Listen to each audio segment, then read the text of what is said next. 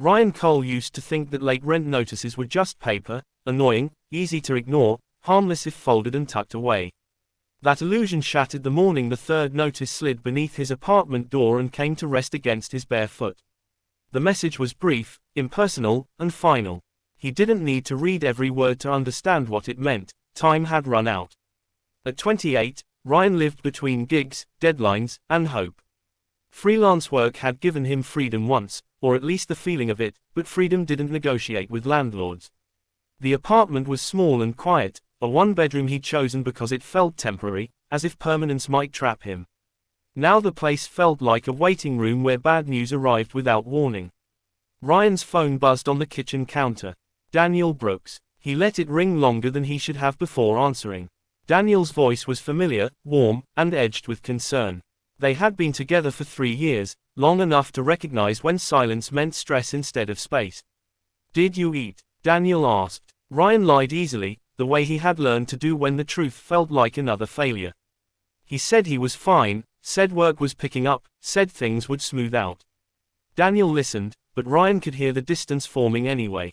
They didn't live together, not yet, and that gap had started to feel wider lately, filled with missed calls and postponed plans. When the call ended, Ryan stared at the notice again. His name sat at the top, typed neatly, undeniable. Beneath it was the signature of Marcus Hale, the building's owner. Ryan had met Marcus only a handful of times, always briefly, always professionally.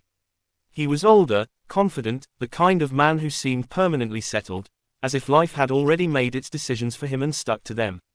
A knock came that afternoon, sharp and deliberate. Ryan knew who it was before he reached the door. Marcus stood in the hallway, dressed casually but precisely, his posture relaxed in a way that suggested control rather than ease. He smiled, not unkindly. "Ryan," Marcus said, "mind if we talk?" Inside the apartment, the air felt tighter. Marcus didn't look around like an inspector. Instead, he leaned against the counter, hands in his pockets, studying Ryan's face as if measuring something unspoken. He talked about the building, about expenses, about policies. His tone was calm, almost sympathetic. Ryan nodded, absorbing each word while calculating how little he could offer in return. "I'm not trying to be difficult," Marcus said. "But I can't let rent slide forever." Ryan's throat tightened. He admitted the truth, that work had slowed, that he was waiting on payments, that he just needed time.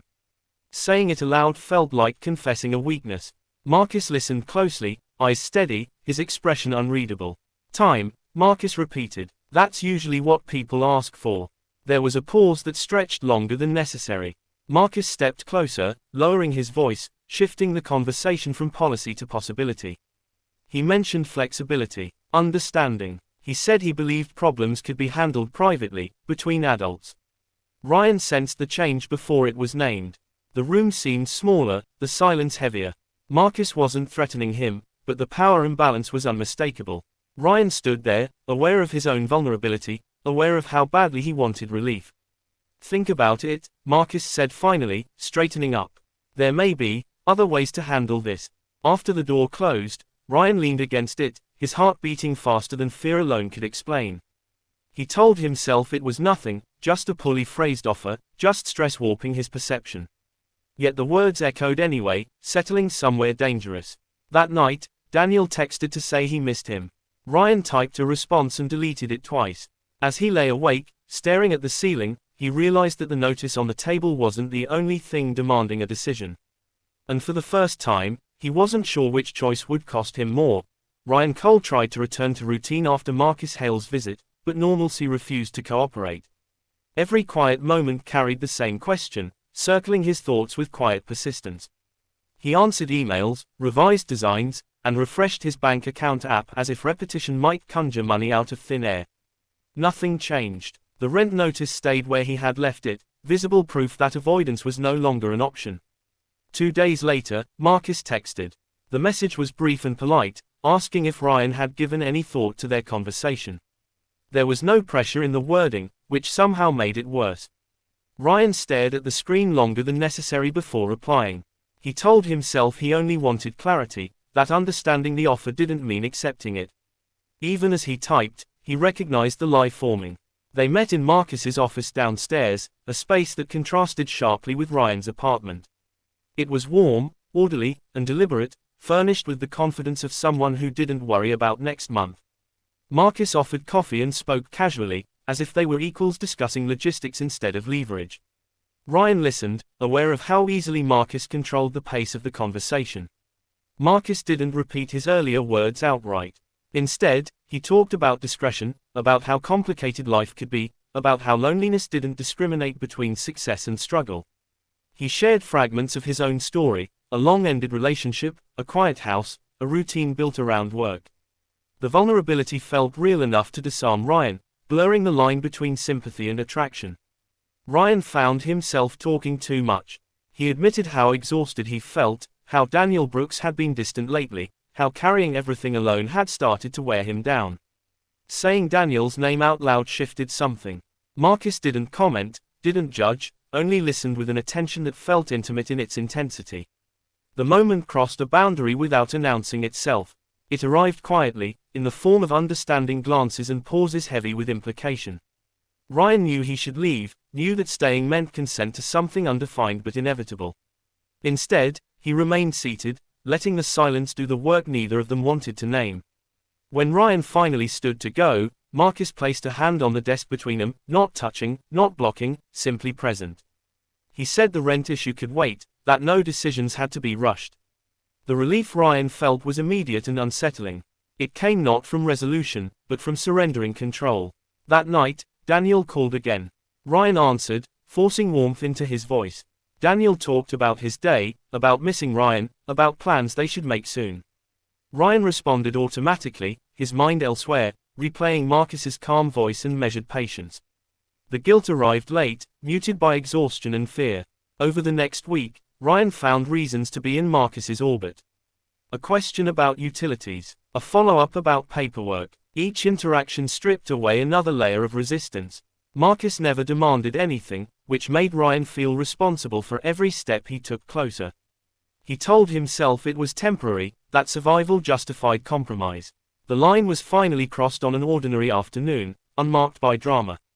There were no grand gestures, only proximity and consent shaped by circumstance. Ryan understood, even in the moment, that what he was doing could not be undone. The choice settled into him with a quiet finality. Afterward, Marcus remained composed, almost distant, as if the transaction had concluded without ceremony. Ryan left the office feeling lighter and heavier all at once. The rent no longer felt like an immediate threat, but the space he created between himself and Daniel felt enormous. That evening, Ryan ignored Daniel's message asking when they could see each other next. He sat alone in his apartment, listening to the hum of the city outside, realizing that the debt he had tried to escape had only changed its shape. And somewhere beneath the relief, a deeper reckoning waited patiently for its turn. The relief Ryan Cole expected never arrived. Instead, the days that followed settled into a dull unease that clung to him no matter how busy he kept himself. The rent issue, once an immediate threat, faded into the background, resolved without receipts or confirmation, as if silence itself had become the agreement.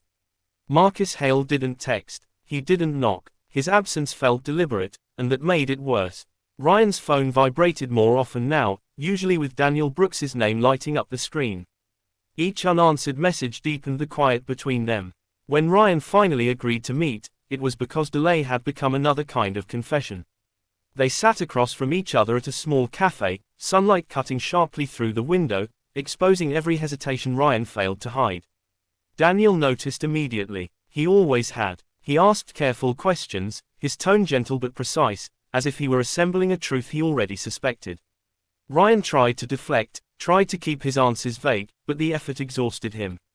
The lie demanded too much attention, too much energy, and it began to collapse under its own weight. "I feel like you're already gone," Daniel said quietly. The words landed harder than accusation. Ryan stared at the table, at the small scratches worn into its surface, and felt the moment narrowing around him. He could still choose silence. He could still protect himself. Instead, he spoke, not with precision, but with honesty stripped of defense. He didn't describe details. He didn't need to. The shape of the betrayal was clear enough. Daniel listened without interrupting. His expression didn't harden, it softened, and that softness carried a grief Ryan hadn't prepared for. When Daniel finally spoke, it wasn't anger that surfaced, but disappointment edged with disbelief. I trusted you, Daniel said. Even when things were hard. Ryan tried to explain the pressure, the fear, the way everything had felt impossible. The words sounded thin as he said them, excuses masquerading as reasons. Daniel nodded, acknowledging the truth without absolving it. Understanding, Ryan realized, was not forgiveness. They parted without resolution, the kind of goodbye that felt provisional but final all the same. Ryan walked home alone, every step measured by the awareness of what he had lost. The apartment greeted him with the same silence it always had, but now it felt earned. Marcus called that evening. His voice was calm, businesslike. He said the account was settled, that there would be no further issues. He didn't mention what had passed between them, and Ryan didn't either. The distance Marcus maintained clarified everything. Whatever connection Ryan thought they'd shared had been conditional, sustained only by circumstance. After the call ended, Ryan sat on the edge of his bed, understanding settling into place. The transaction was complete. The cost, however, was still accruing. Days turned into a week. Daniel didn't reach out again. Ryan considered doing it himself, rehearsing apologies that felt insufficient before they were even spoken. He thought about the version of himself who had believed desperation justified compromise, who had mistaken relief for safety. The rent was paid. The apartment was secure, yet the stability he'd chased felt hollow, built on choices that had eroded something essential. Ryan recognized, with quiet clarity, that survival without integrity had left him more exposed than before. On a rainy evening, Ryan stood by the window, watching the city blur beneath the downpour. He didn't know what came next, whether reconciliation was possible, or whether this loss would become permanent. What he did know was that the offer he'd accepted had changed him, and that change carried a responsibility he could no longer ignore. The future remained unwritten, but the lesson was etched deeply enough to endure. Ryan understood now that some debts linger long after they're paid, and facing them was the only way forward.